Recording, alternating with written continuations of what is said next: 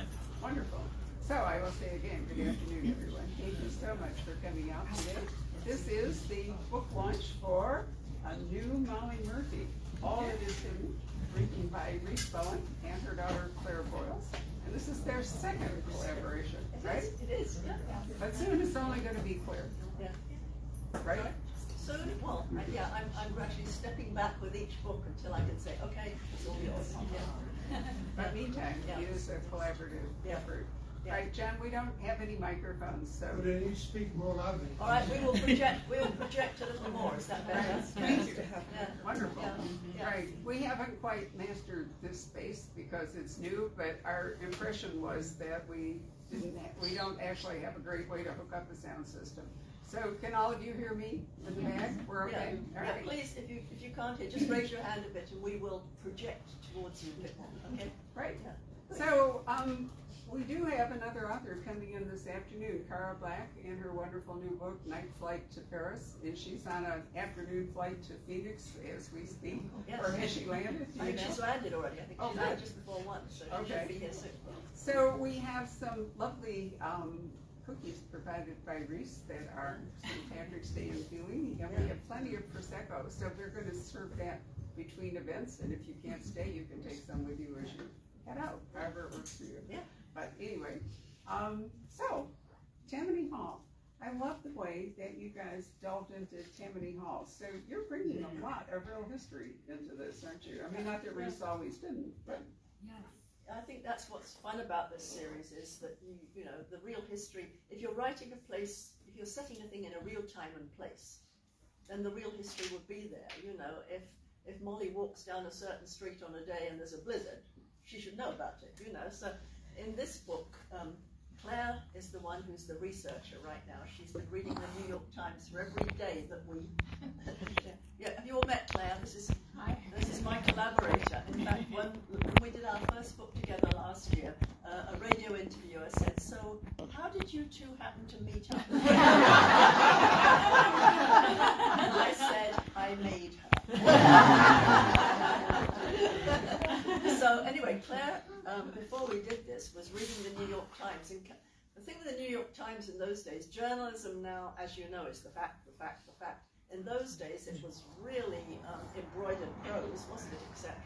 And Claire found some really fun little stories as well as some big stories. So take it away and tell how they became part of this book.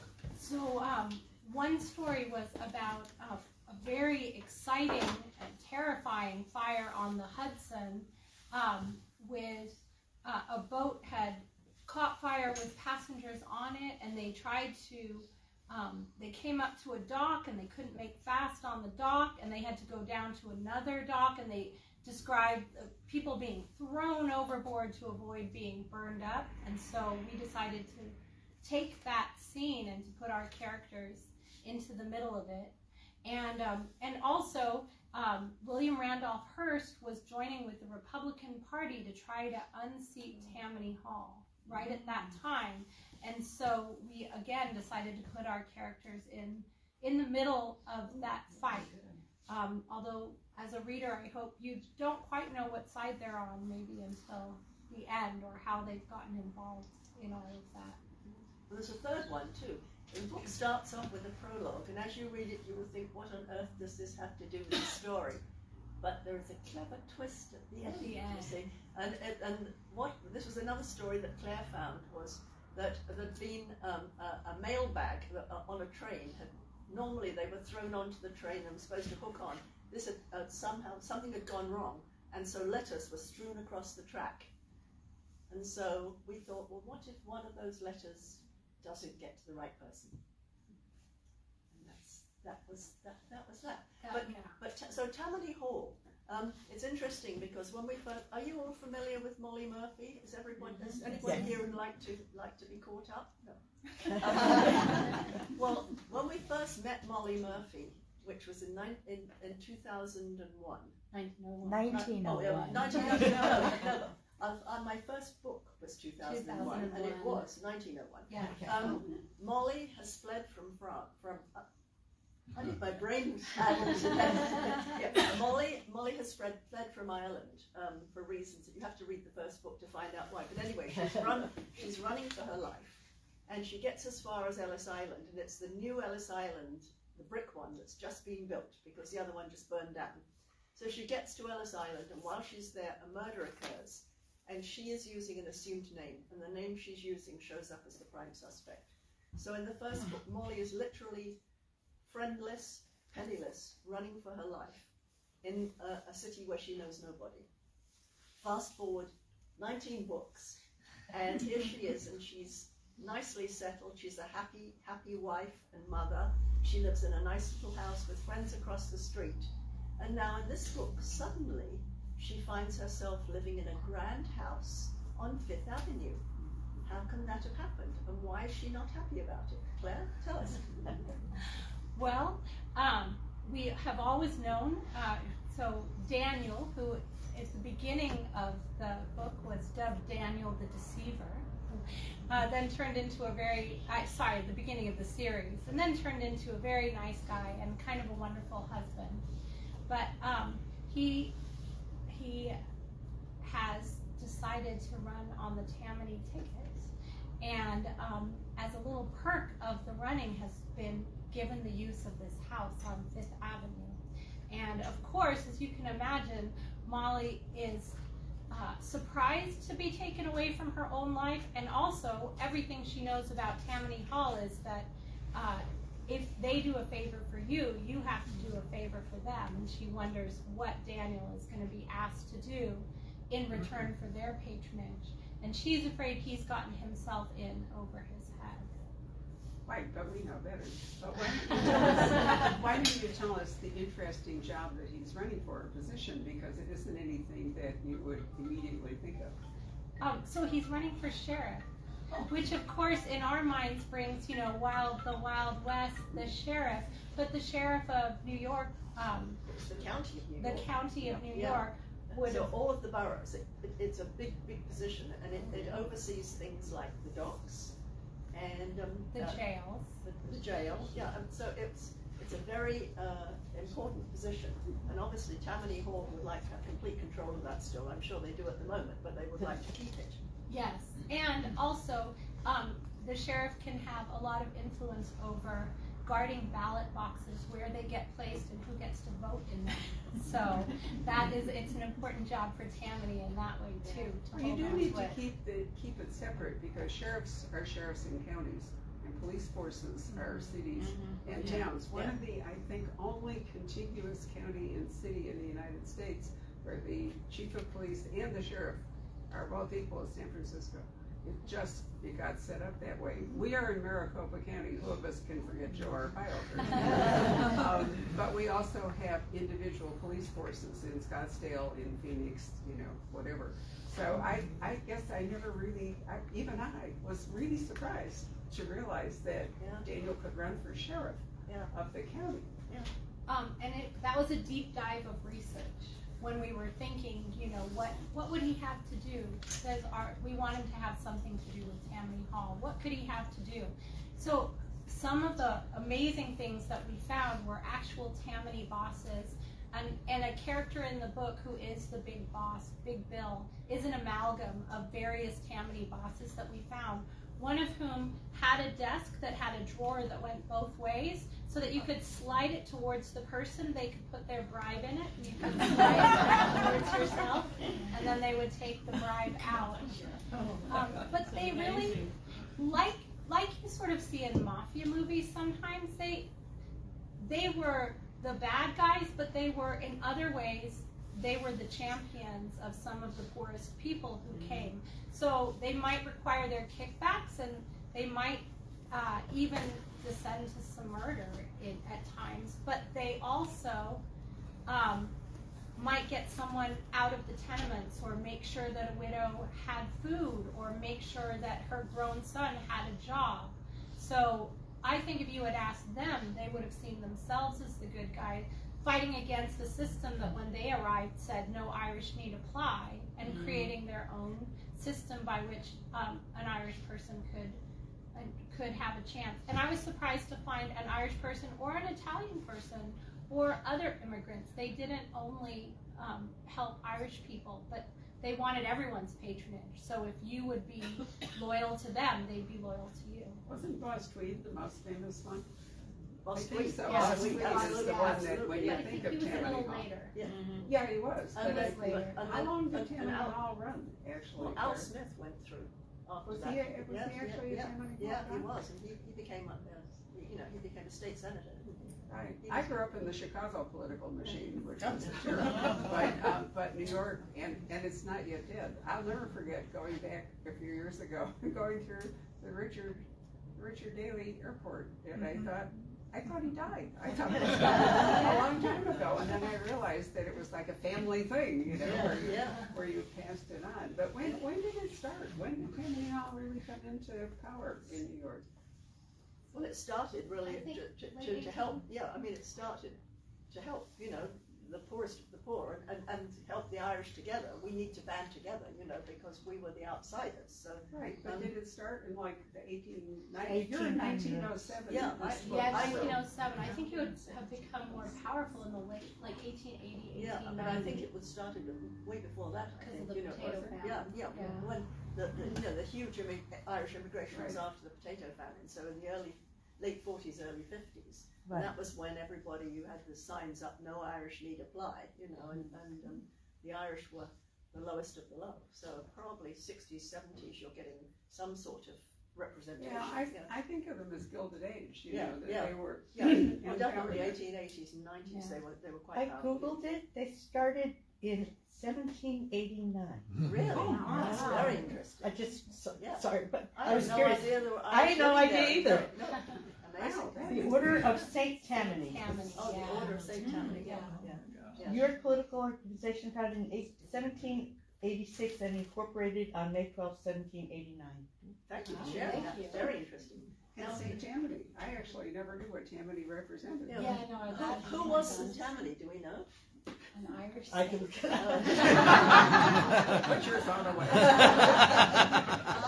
She turned the water into the green beer. That's a You'll Chicago notice thing. we're ready for St. Patrick's we're Day. ready. So one of the things I thought was really fun is that Delmonico was the really fancy restaurant where people like the people running Tammany Hall, but also it was political, but it was also a very social. I mean, It was where you went to be seen, yeah. Exactly. Yeah. Or you went not to be seen, because at the back they had these secret booths where you could take a young lady and the curtains would be drawn and you could have a very nice dinner and nobody would know you were there. But most people went to be seen. The annoying thing with Delmonico is I've done 19 books now.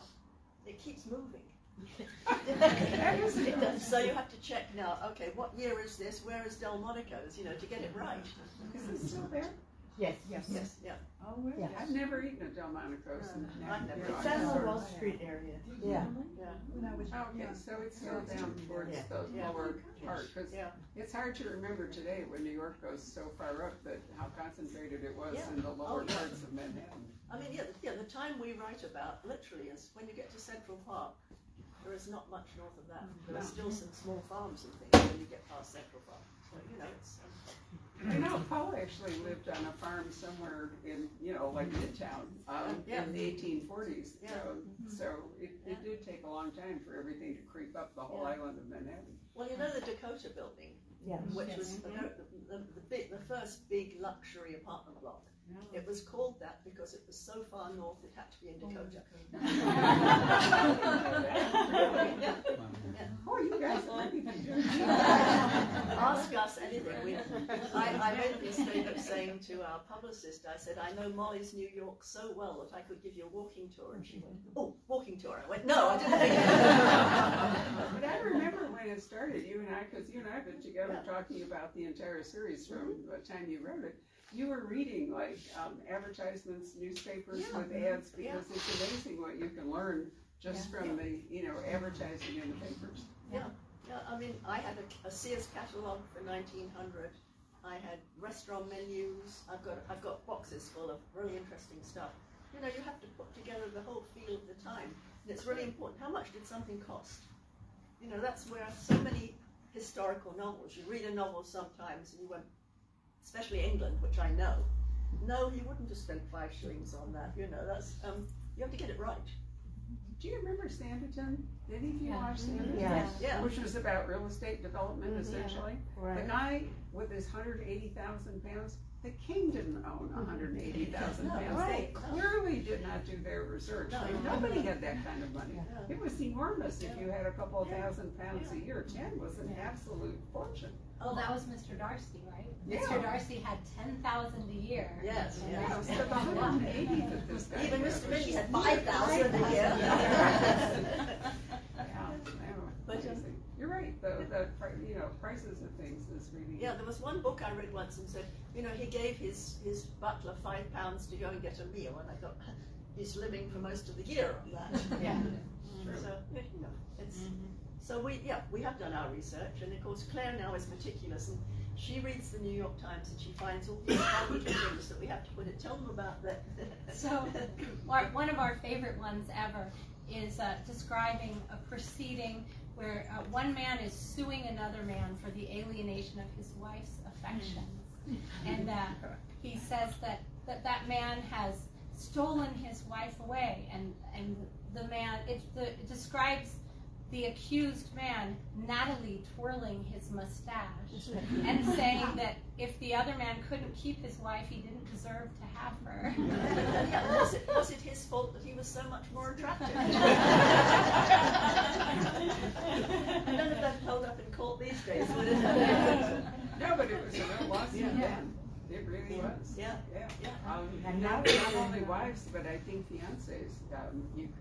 There were cases Yeah. made where somebody broke an engagement. If you read Regency Romance, you know that Yeah. breaking an Yeah, I mean, engagement you could be. could sue in those days for a broken engagement. That's why Daniel was stuck at the beginning. And, Oh Lord, that's right. I forgot. yeah, That was yeah. so long ago. Yeah, Yeah. I think the New York Times too, so many of the pieces they seemed to take aside or just make it literary. I mean, the fact that they didn't just report the facts, but that they did report that the one man was more handsome and had natty mustaches, kind of were on the side of the wife that went to him instead of the other guy. Love it. So Molly is reluctantly leaving Patchen Place to go and live in this house on Fifth Avenue, which she's hoping will help Bridie in her very posh school where she's being bullied by less posh girls. But Molly is not. It's the servant problem, isn't it? It It's is, not yeah. the house. No, it's that she doesn't know how to run a house full of servants. Yeah, I mean, Molly's grown up in a small cottage in Ireland, and suddenly getting a house where you have a maid and someone to look after the baby and a cook. And a butler. No butler. No butler? No butler, no, just a cook.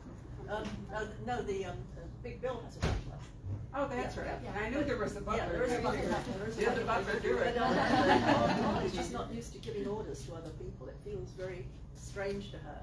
And it's funny, they have the cook turns out to be a really bad cook. It's funny, she's Italian. And when we first wrote the book, our editor said, now you have to go through this again, and you can't say she's a bad cook because she's Italian. You have to be very careful on this. You have to make it very clear. Although she's Italian, she's a very bad cook. And then I was doing an interview a few days ago and online, and the guy said to me, "Why do you have bad cooks in all of your books?" And I went, "I don't."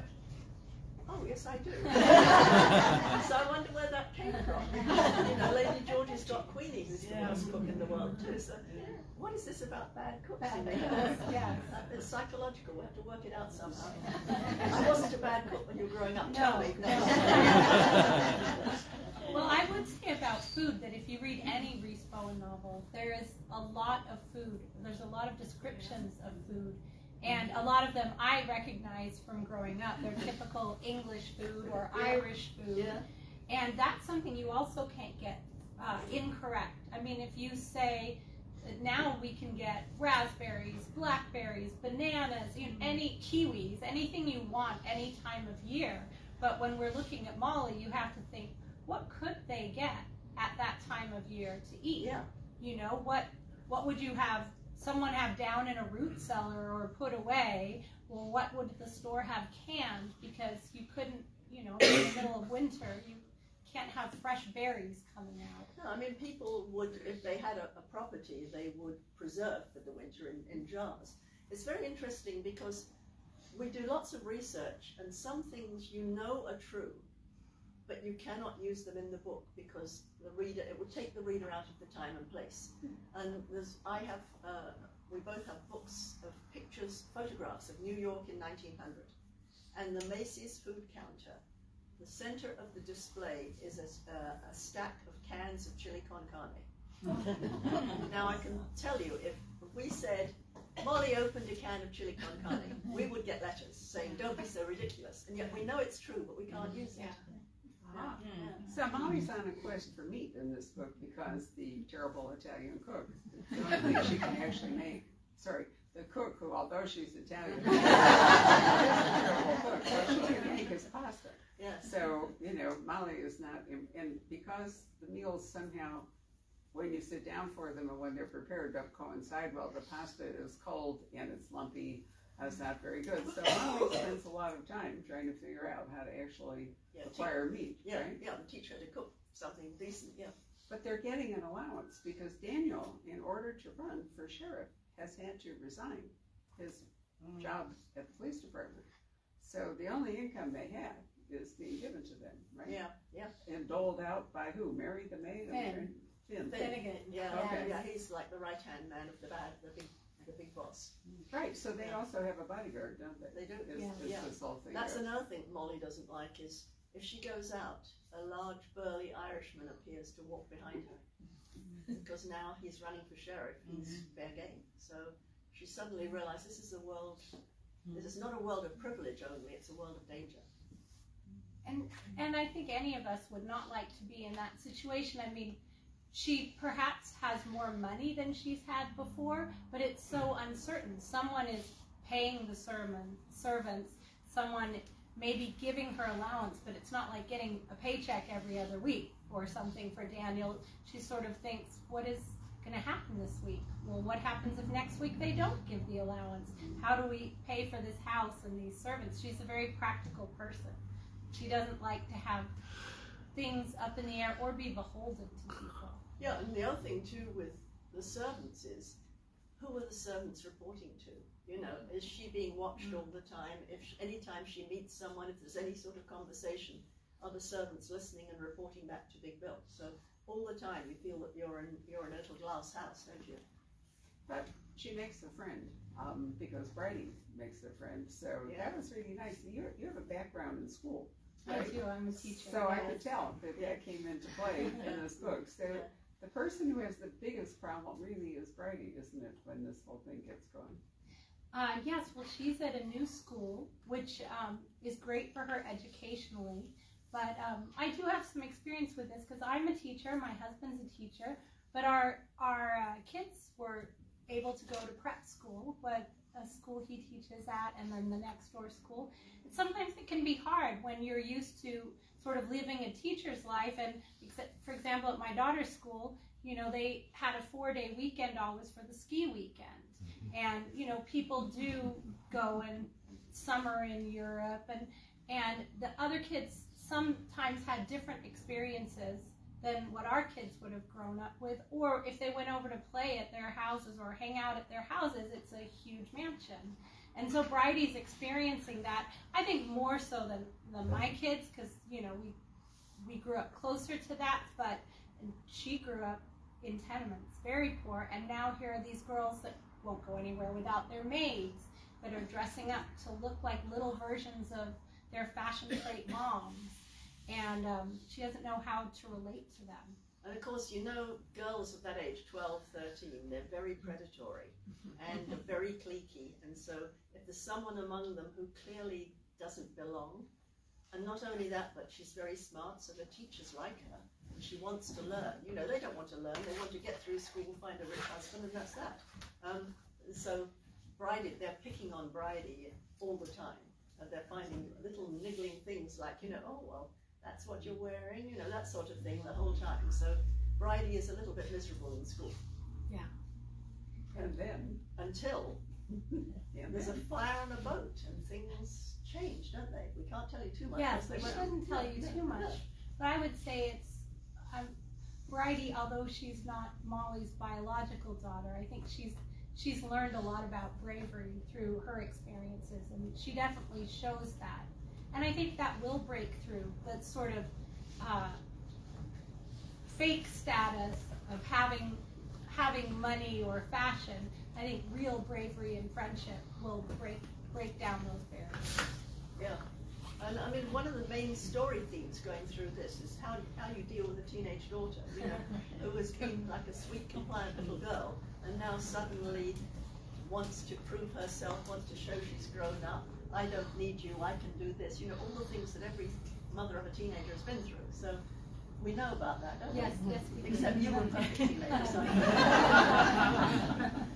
So somewhere in this book, there's an actual crime, Yeah. which we can't really talk to you too much about, but there is a crime, and there's a particular kind of interesting crime we don't get to see too often. There's a locked room mystery that comes into play towards the end, but we're not going to tell you any more than that. But in case you thought this was just, you know, hanging out in New York with Molly, it's a little more than that. One of the reasons for this was we thought it'd be fun to write a locked room mystery, didn't we? That was one of the first things we knew before we knew anything else. Yeah. Now describe what the locked room mystery, because I embarrassed the author of The Golden Spoon. There's a whole piece over there. Yeah. Many people say they're writing or reading locked room mysteries, and that is not correct. It's a very specific kind of plot. Yeah. Well, for one thing, the room is locked and there is no way in, and Or out. and the corpse is lying there with no clear indication of how they were killed. Yes, or how the person who killed them got out of the room after they killed them. Yeah. So it's called an impossible crime. Yeah. And the whole thrust of a book that has an impossible crime is how. Yeah. It's not who did it, it's not why it happened, but the whole point is that the author is analyzing you readers with the how of it, the mechanics of it. There's an author called John Dixon Carr who made a career out of writing locked room mysteries, and they've been written by Reginald Hill and Peter Lovesey, and you know, it's a sort of one-off to see if they could actually do it. But don't confuse that with like an Agatha Christie country house murder, you know, or Nero Wolfe. There's a great Nero Wolfe novel when everybody's in a banquet hall. Yeah. And the only people who could be involved in the murder are the people who were sitting at the table or the servers. So, in other words, you have the crime in a place where only X number of people can be involved. And that's completely different than a locked room mystery, but people confuse it all the time. Was the murder of Roger Ackroyd, was that a locked room? I feel like it that might was have. a totally unreliable narrative. It was We know that. I know that, Yeah, but yeah, I'm wondering if find it that. also was, I feel like what it looked like from the outside when, the way the narrator presented it, was that the room was locked and that no one could have gone in and out. She did two that were locked rooms. I think she did, She did right. the one with the pig's bladder. Yes, and the gramophone, Yeah, right? yeah. And And there's then- a Marjorie Allingham, only it's like a locked bridge mystery, and it's even more complicated, which I might add has been repeated by an author coming to see us fairly soon, who I'm pretty sure thinks he has an original plot. But I'm not going to be able to say to him, aha, I knew right away what was happening, because I read Marjorie Allingham. There are locked room riddles and jokes too. One of the silliest ones is that the murderer took a piece of paper, cut it in half, 2 halves make a hole, and he crawled out through the hole. Shut up. Oh, Yeah, we should say that it takes a very brilliant writer to write a locked It takes a lot of effort to actually the mechanics of the crime. Yeah. It takes a lot of work. Yeah. And you also have to make sure it works. Because nothing is dumber than to set one up and then, it can't be done. How the hell do we get out of here? That's right. Which one of you did the mechanics, or was it a I joint think effort? we We talked talked through it most through. things, Yeah. nearly all the scenes we talk through before we write. You know, it's a very sort of organic process. We don't say you do this and I do that. She's done more research than me because, as you know, I write 2 more books a year, so I'm pretty busy. But we talk the plot ahead a bit, and we bounce ideas off each other. And then I say, well, I'll do this scene, and she says, well, I'll do this scene. Then we swap scenes so they mesh together. And by the time we finished, we can't tell you who wrote which. No. We just, it just reads very nicely. So Claire, when you came into this, you were entering into a world that was already, you get it? Good girl. Probably came with the flowers. So you actually stepped into a universe that your mom had already created. So you don't have a lot of license for world building, although you can go forward and things will keep changing. That's right, and that was really important to me, to stay with the world exactly as it was, and to be very true to the character. So I didn't just read the first 17 books, but I took notes, and I made a Bible, sort of a Molly Bible, and got some, you know how you can make yourself a little avatar. I made a little avatar of Molly and Daniel and some of the characters, so I could quickly refer to, like, oh, there's Sid, there's Gus, like that's my picture of them in my mind, and keep closely to how they had been. In fact, when Claire came to me and said she would like to write the series with me, because I put it on hold because simply I didn't have enough time to do 3 books. I mean, it's crazy enough to do 2.5, but 3, very crazy. So, I was slightly hesitant because I wondered how much hand-holding I'd have to do to start with, but literally she picked up Molly's voice and she sort of hit the ground running. Great ideas, and we just went straight ahead, didn't we? It's very fun. I mean, who hasn't wanted to write fan fiction, right? I mean, I get to write fan fiction in the Molly Murphy world and help move the characters forward. Yeah. Well, another thing too is writing is a very lonely profession. You sit in your room and you write, and at the end of it, your editor looks at it, and then you get some feedback. But we bounce ideas off each other every day, so we've got this great excuse. My husband will say, "Who are you talking to?" And I'd say, "Claire." And he said, "But you spoke." It goes on and on.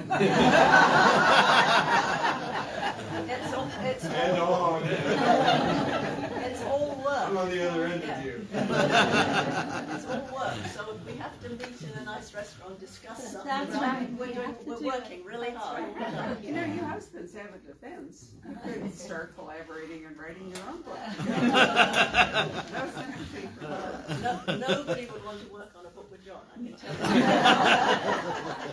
have to tell you, I do the first edit. He does. He's a good editor.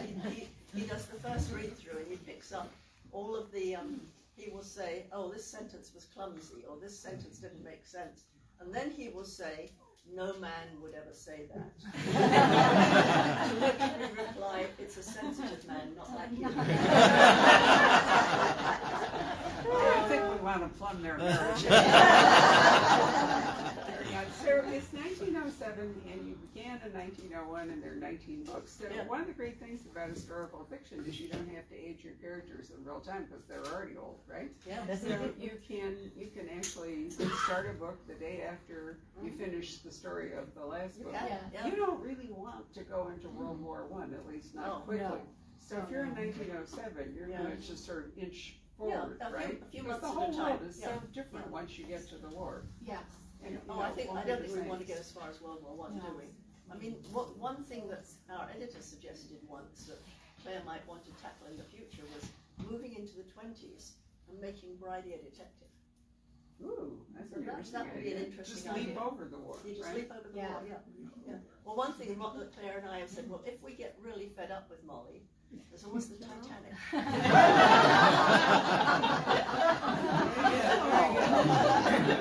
So she's going back to Ireland and crossed over. Where did it sail from? Liverpool? Liverpool in 1912, right? 1912. April. Actually, April of Yeah, 1912. Liverpool to Queenstown. Queenstown was the last stop. The last stop before But I thought it was Queenstown, It was Liverpool, 1912. yeah. Right, it wasn't Southampton. You No, can't it's think of Liverpool, that because Queenstown, that's where everything sails from today, but it was Yeah. Liverpool. Yeah. So you could take her to Ireland, you could have her cross the Irish Sea, put her in Liverpool, and then whatever. My husband's great-grandmother was actually supposed to be on the Titanic, and a last-minute illness caused her to cancel. I mean, that's a whole line erased had she gotten on the boat. Yeah, he wouldn't be here. No, absolutely. Fantastic. So, historical accidents. Right, so are you thinking ahead to a new Molly Murphy, book 20? Well, we finished a first draft of book 20, and we're setting it in the Catskills, which is really interesting. It's a time when anybody who had money in New York would get out for the summer because of the heat and because of disease.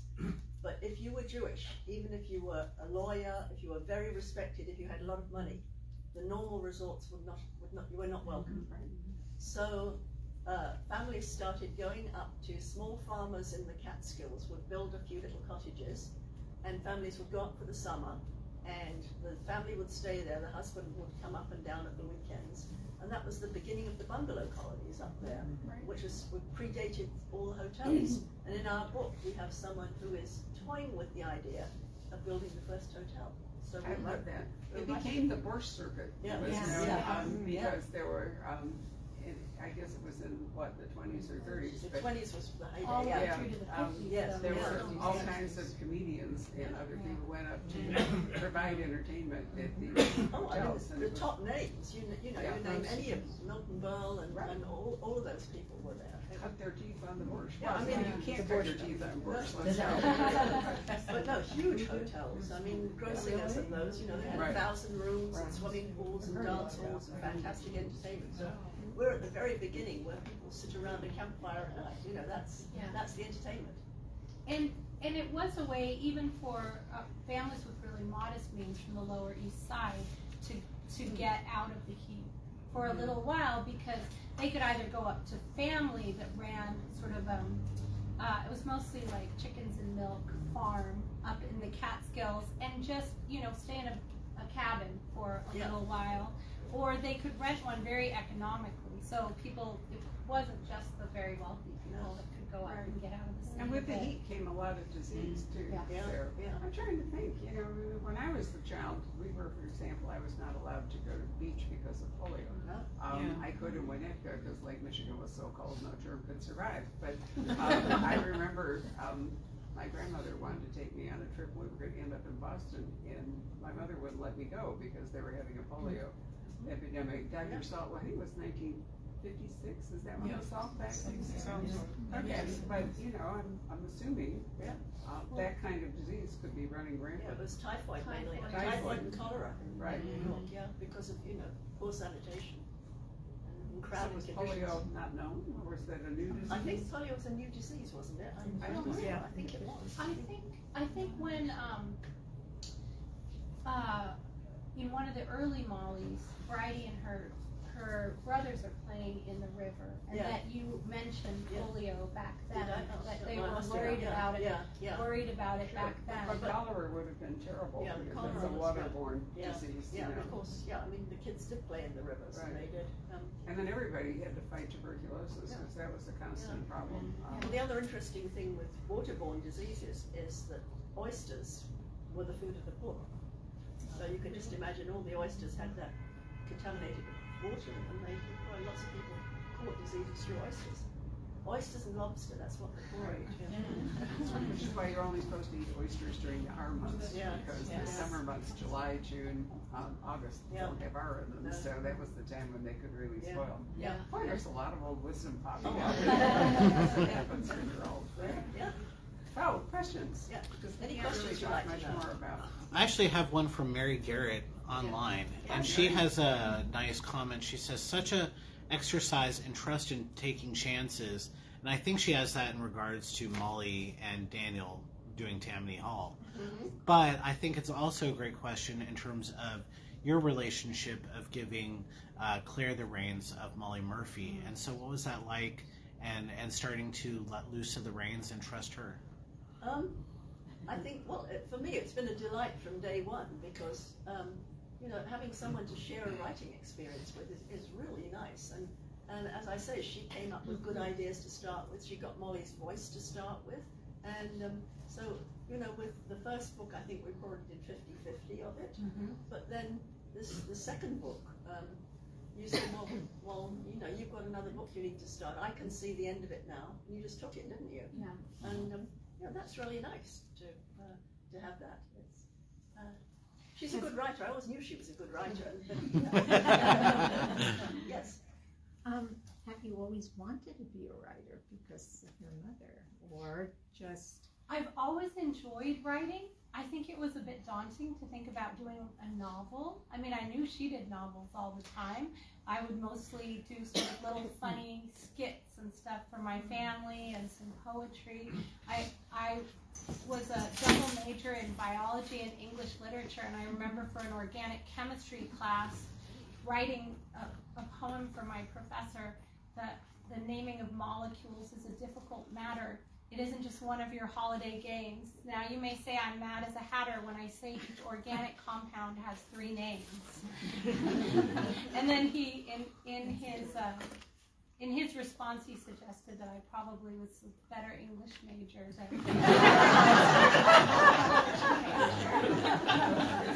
She's also written some very good music, and she also did another degree in music, and she wrote a children's opera and quite a lot of songs too. So I knew she was very, very creative. Yeah, but writing's kind of insidious, and I think Claire has mentioned to me she might want to write something else. Yeah. Not just Molly Murphy. So once you start, where does it go? Yeah. Right? Yeah, no, I have some different ideas for series and standalones, and I'm just trying to work them out. Trying to juggle with teaching little children all day Yes. and then coming home and writing at night. Yes. Yeah. And, I'm a music and math teacher at a Montessori school across from Camelback High. Yeah. Oh, my children went to You're almost bound to find crimes. I've thought about how I could set a crime at a Montessori school. Say she has so much she'd quite like to kill. Actually, speaking about that, do you have to? I know that we had another local writer who was a teacher, an English teacher, and he had to get clearance from the school board. Did you have to get any clearance for All That Is Hidden? No, it never even occurred to me. They're very supportive of the fact, but I wonder why you would have to get. What you do in your spare time has nothing to do with. It was Mesa Public Schools. Yeah, they had to read his books and approve it before they. Were they Wow. No, they were Kevin Hearn's novels. Kevin Hearn's first 3 books had to get clearance from the Mesa School District before he could get them published, Oh my goodness. to make sure there wasn't anything that would reflect badly on the school? yes, or not just on his school, but just in general that would rile the parents up. Today's climate with this pandemic thing that is just reaching Yeah. epidemic proportions. Yeah. That would be terrible. And in fact, Rhys has touched on something that I find deeply distasteful, which is that publishers have hired what they call sensitivity readers now. And you may have read about the Roald Dahl controversy where they wanted things rewritten. Yeah. That was the English, the Puffin, which is the British publisher, decided they would have purge some of the language. And if you're at all a crime reader, you can hardly read Raymond Chandler today without being deeply offended. But at the same time, if you rewrote him, it would be a travesty. So people are all grown up. Yeah, I mean, I can't tell you with my publishers. Every book they will go through and they will find something that someone might find it offensive. I mean, I can understand. I did one of the Lady Georgie books that was set in Kenya in the 1930s, and I had to say at the beginning, you will find the language and the treatment of the native people very offensive. But this is how it was. It was offensive. It was offensive, I mean, they talked as if they were children, and they treated them as if they were children, and with no sort of concept of what their culture was. But that was how it was, and so if you want to show something how it was, I mean, what's the point of whitewashing the past and saying everybody had a lovely time in Kenya and they danced around? That's not true. Right. Yeah. And I've had to go through and I described someone as a large cart horse of a woman. Oh no, we can't possibly say that. Can we sort of say it in a nicer way? I mean, there are people of all different shapes and sizes, and you want to give a visual picture of what this person was like. So It's a tricky area. it's a tricky area. I mean, everybody is so sensitive now that you have to be very careful. But we were talking earlier about how if some comedians, if you're an equal opportunity insulter, Right. that's fine. And if you're laughing at yourself mainly, it's fine. You know, if you're picking on one ethnic group, obviously that would not be fine. But No, but what I find the most annoying is that they want the author to be the person in the book. You know, it's not okay if you're a guy to write a woman. It's not okay, you know, if you're not gay, you can't write gay. If you're, you know, different race, you can't do that at all. And you know, I mean, the whole point of fiction is to take you readers into different worlds and explore them. Tony Hillerman could not be published today writing the Navajo, the Jolie Thorne mysteries. There's no way that anybody would let him write those books today, and yet, you know, they're wonderful and a window the Navajo into a himself loved culture. them too. Well, and there weren't any Navajo writing mysteries at the time that Tony wrote them, so there was no competing voice. And part of the pressure right now is they don't want an author to deprive a quote real author of the chance to write, but you know, again, especially the mystery form is not native to many cultures.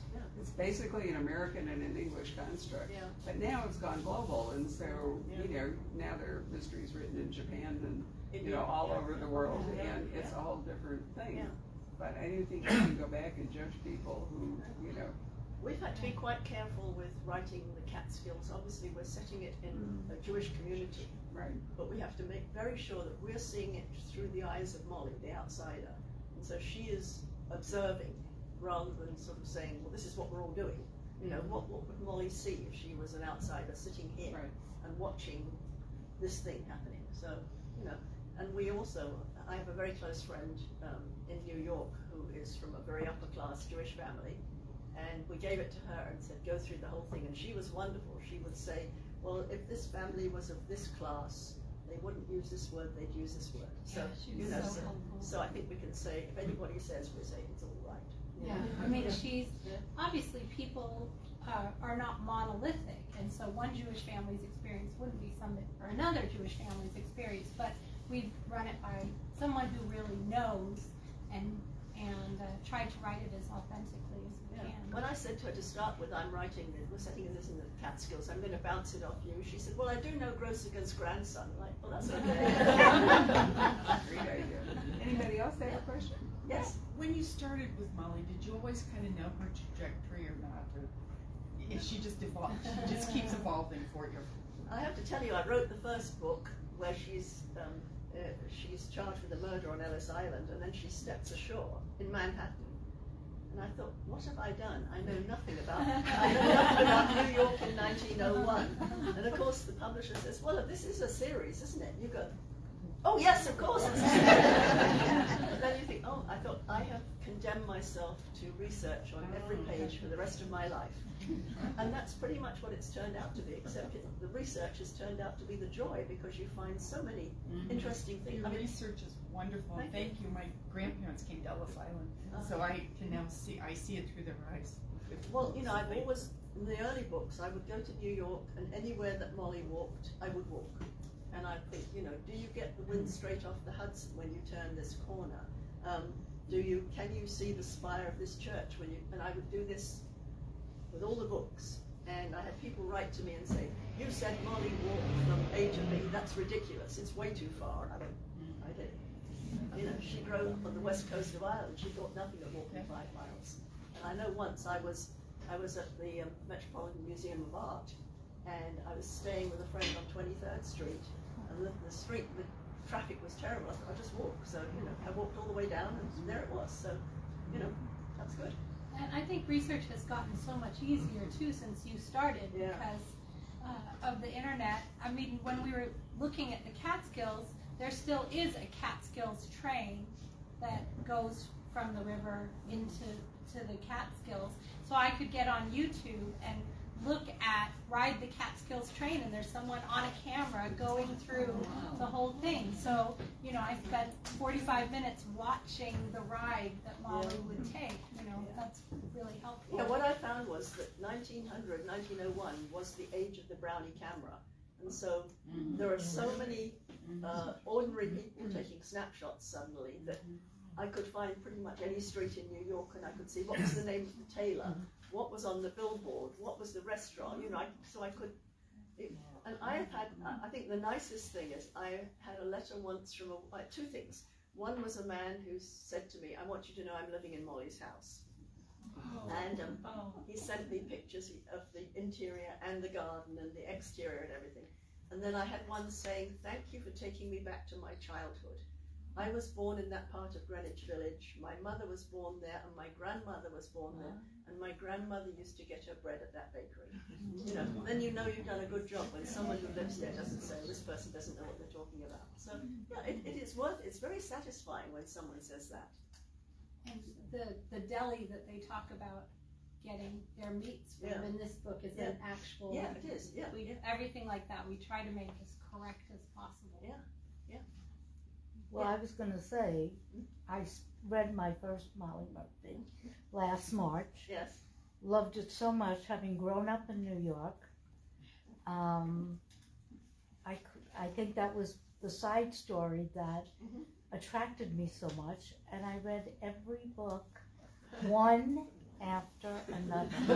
I kept saying, I'm going to take a break and read something else, and lo and behold, I read another Molly Murphy. So I finished them all. And they were wonderful. Oh, yes. Not always been just in New York. No. I mean, I have a home in Connecticut now, but our family was in White Plains and Westchester, and so when she went there, it was fascinating. Yeah. I spent most of my adult life in Buffalo, New York, so when you wrote about the 1901 exposition, I knew all about that. Oh, that's great. I mean, when I wrote that was way before the internet, you know, so I couldn't go on, but I had all of the plans of it, and so, you know, how would she walk from this pavilion to this pavilion and things, so, you know, you do what you can. So what's going on with Lady Georgie? Lady Georgie, yeah, we're getting up there too, and Lady Georgie, book 16. So the next book that's coming out is called The Proof of the Pudding, and it takes place in a mansion that has a poison garden. And there are several places in England that do have a poison garden. The one I like to visit, there's in London, there's something called the Physic Garden that has been there since the 1500s. It used to be a monastery garden, and you have a bed where all the plants are good for the heart, and all the plants are good for the stomach and everything. And then there's a section that is the poison section. And when Louise Penny and I are in London together, that's the place we always have to go because they have a really good lunch. With no poison included. So this is a banquet at a house, and again, it's a fun thing to write, a banquet at a house with a poison garden. And certain people are taken ill afterwards, but they all had the same things. So, you know, it was another classic mystery.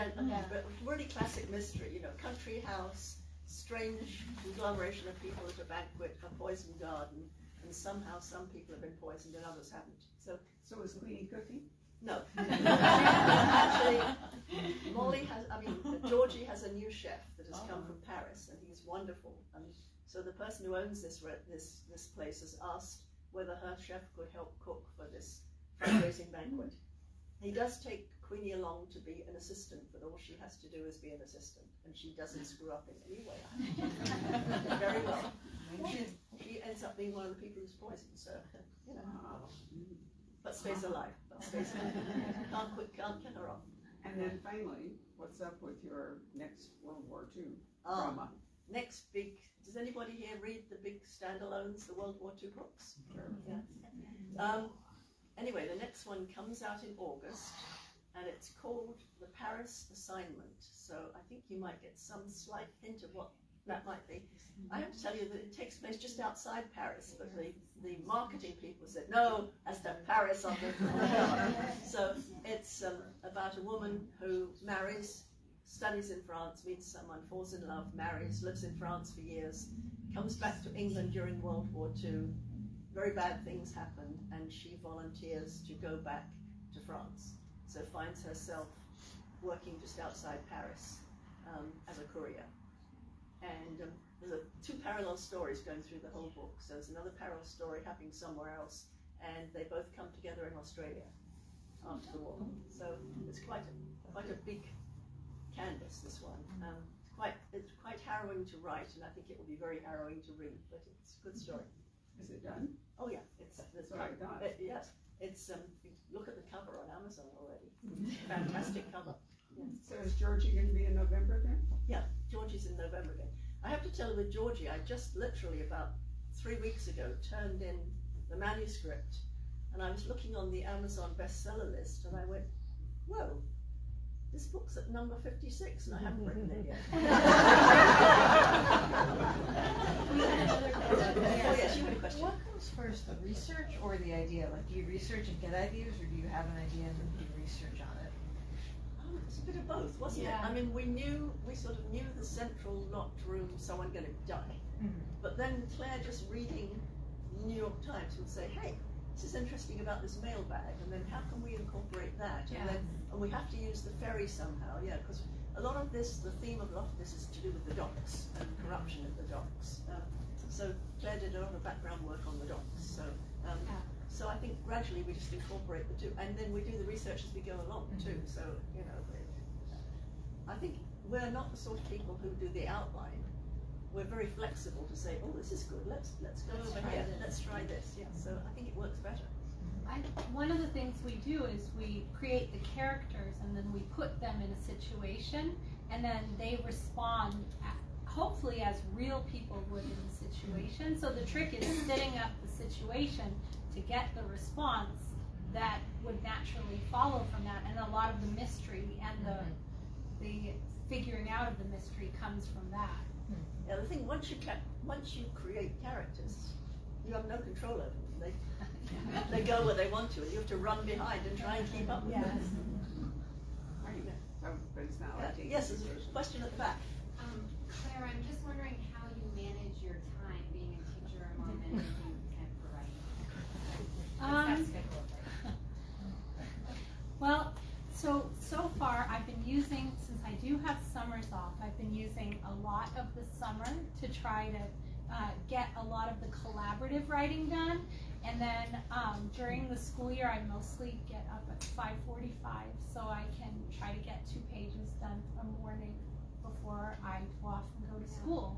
Because I find that I'm really tired. In the afternoon, my creative brain is done, and I can relax, but I can't really get good work done, so I need that time in the morning before I go off. And then weekends, of course, I can, but still just morning time. The afternoon is not great for me to write. Yeah. Claire comes, we live in California during the summers, and Claire comes out right after school is over, and then we can sit and really brainstorm for a while. It was very daunting at the beginning, just sort of thinking, would it flow? Would I spend all afternoon and have 1 page? But I've actually found that it's similar to reading with me.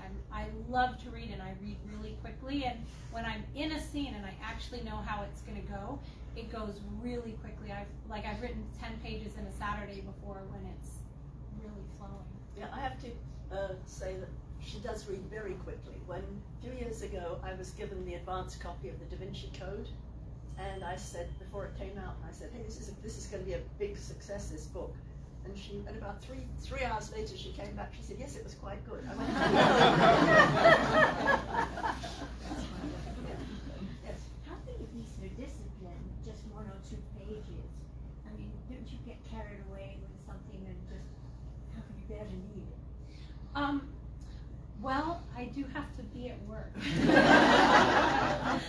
And that's really something that I learned as a mom, I would say, is that before, when I would get, like when I wrote that children's opera, I stayed up all night. I would stay up all night working on it, and I would push myself to the limit, just letting the muse take me, because then I was married but no kids, so I could just recover afterwards.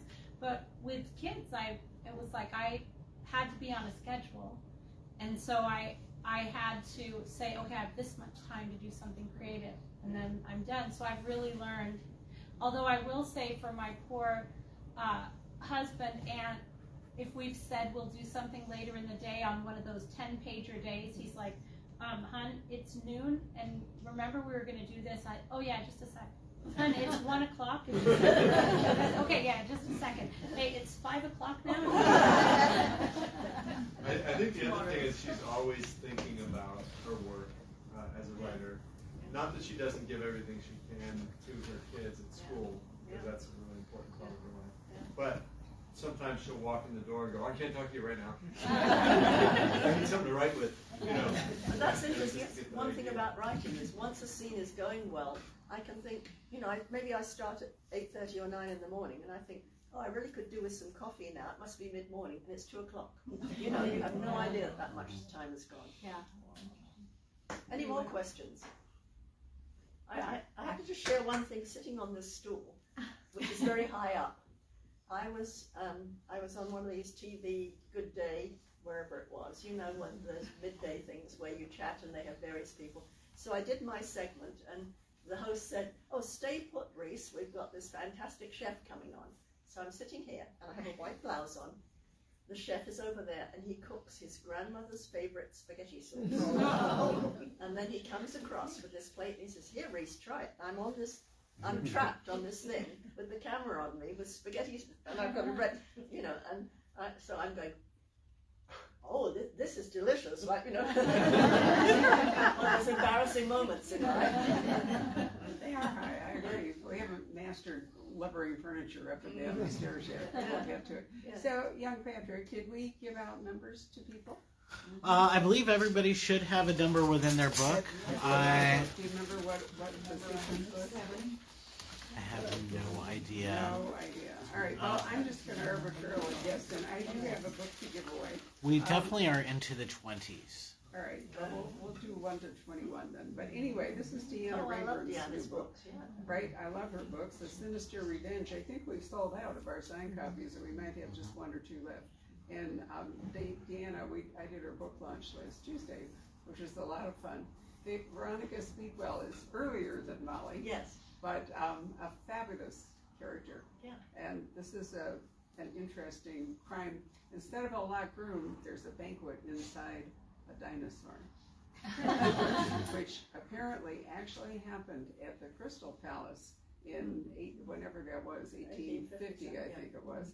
It wasn't a dinosaur, but there was an iguana, I think it was, or something. Whatever it was, had been reconstructed, and so they served people food while sitting inside. The animal wasn't a real animal. In this case, it's the bones, clearly, of a dinosaur. But I love the banquet. I thought that was so British and so incredibly eccentric. Anyway, Claire, would you like to pick a number between 1 and 21, and I'll give this to whoever that person is. I will pick 17. And if you're not here, because that happens sometimes. Apparently not. All right, so number 17 probably didn't make it, and their book is downstairs. So try another number. Oh, no. No, Mom should pick it, because now I know one person's number. Okay. 14. Oh, it's me. Oh, it's you. So I have a different book to give away for Kara Black when she gets here.